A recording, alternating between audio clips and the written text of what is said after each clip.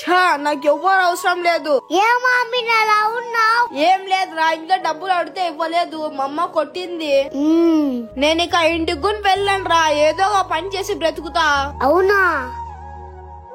అక్కడ ఎవరో ఉన్నారు కదా, వెళ్ళి పని అడుగుదాం పదా. సరే పదా. అన్నా కొంచెం డబ్బులు కావాలన్నా. డబ్బులా?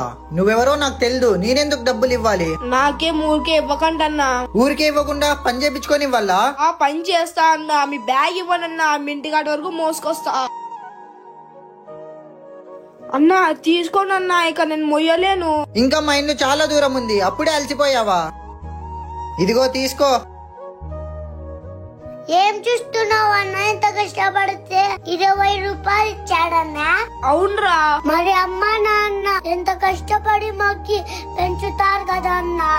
చిన్నప్పటి నుంచి నన్ను పెంచేకి అమ్మ నాన్న ఎంత కష్టపడింటాడో కదా. ఆమీన్, ఇదిగో తీసుకో. నువ్వు ఒకటి తాగి సోఫీకి ఒకటి ఇవ్వు. సరే అన్నా. 2 నేనే తాగుతా, సోఫీకి ఒక్కటి ఇవ్వను.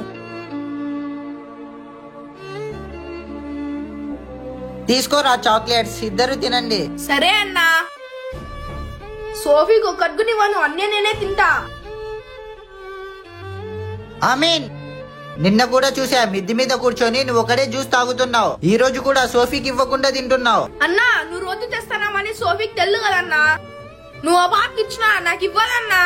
అవునా? మిగిలిన చాక్లెట్స్ ఇవ్వరా. సోఫీ ఇక్కడికి రా. తీసుకో సోఫీ, నీకు చాక్లెట్స్ తీసుకొని వచ్చాను. థ్యాంక్ యూ అన్నా. మరి ఆమెన్ అన్నకి? వాడు చూడలేదులే, నువ్వు తినేసేయి. అన్నకి ఇవ్వకుండా నేను ఎలా తినాలన్నా? అన్నా చాక్లెట్ తీసుకో అన్నా. అన్నా చెల్లెల అనుబంధం అంటే ఇలా ఉండాలి. ఈ వీడియో నచ్చింటే లైక్ చేసి కామెంట్ చేయండి. 500. ఇన్ని డబ్బులు ఎక్కడివిరా? అన్నా ఈ డబ్బులు మా ఇంట్లో నుంచి తెచ్చా అన్నా. ఇంట్లో నుంచి తెస్తే ఇంత భయపడుతున్నావేంట్రా? అన్నా నాన్న చెప్పకుండా తెచ్చా అన్నా. అలా చెప్పకుండా తీసుకోకూడదని తెలుదారా? మరి ఏం చేయాలన్నా? మా నాన్న డబ్బులు అడిగితే అస్సలు ఇవ్వడు. ఎక్కడ పడిపోయాయప్పా? నీ చెల్లి వస్తాంది చూడు. అన్నా ప్లీజ్ అన్నా, బాబు చెప్పొద్దన్నా. ఏమైంది సోఫీ? ఏంటికి వెతుకుతున్నావు? ఏమైనా పోయిందా? అవునన్నా, మా నాన్న బ్యాంక్ నుంచి 10,000 తీసుకొని వస్తుంటే ఎక్కడో పడిపోయాయంట అన్నా. ఒక్కొక్క రూపాయి ఎత్తి పెట్టి మా నాన్న బ్యాంక్ లోకి వేసాడన్నా. మా స్కూల్ ఫీజు కట్టడానికి. మా నాన్నకు ఒక్కటే కోరికన్నా, మా ఇద్దరిని మంచి స్టేజ్ లో చూడాలని. నువ్వు ఇంటికి వెళ్ళు సోఫీ, నేను వెతుకుతా. అన్నా నేను చాలా పెద్ద తప్పు చేసా అన్నా, వెళ్ళి మా నాన్నకి నిజం చెప్పేస్తా. నిజం చెప్తే మీ నాన్న తట్టుకోలేడురా. వెళ్ళి అక్కడ చిక్కాయని చెప్పు. సరే అన్నా. తల్లిదండ్రులు ప్రతి క్షణం మన గురించి ఆలోచిస్తారు. రే నాన్న, నేను పనికి వెళ్తానా, ఇద్దరు మంచిగా చదువుకోండి, ఫోన్ కోసం కొట్లాడుకోకండి. సరే అన్నా. సరే అన్నా. అన్నా ఫోన్ ఎందుకు తెచ్చావు? నీకెందుకు బా, నీ పని నువ్వు చూసుకో. అన్న చెప్పిన మాట వినాలి, చదువుకో. ఉండు, నీ సంగతి ఇప్పుడే పోయి అన్నా చెప్తా.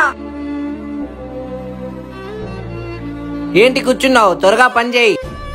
అయ్యా ఒక 10 నిమిషాలు అయ్యా.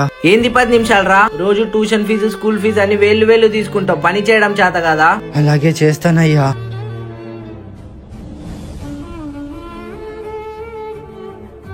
చెల్లి, మన కోసం అన్న ఎంత కష్టపడుతున్నాడో నీకు తెలుసా? మనం ఎలా అయినా మంచిగా చదువుకొని జాబ్ తెచ్చుకొని అన్న కొంచెం కూడా కష్టపెట్టుకోకుండా చూసుకోవాలి చెల్లి. సరే రా అన్న, చదువుకుందాం. ఇంట్లో వాళ్ళు ఎన్నో కష్టాలు పడి పిల్లల్ని చదివిస్తూ ఉంటారు. దయచేసి మీరు బాగా చదువుకొని మంచి స్థాయికి వెళ్ళండి.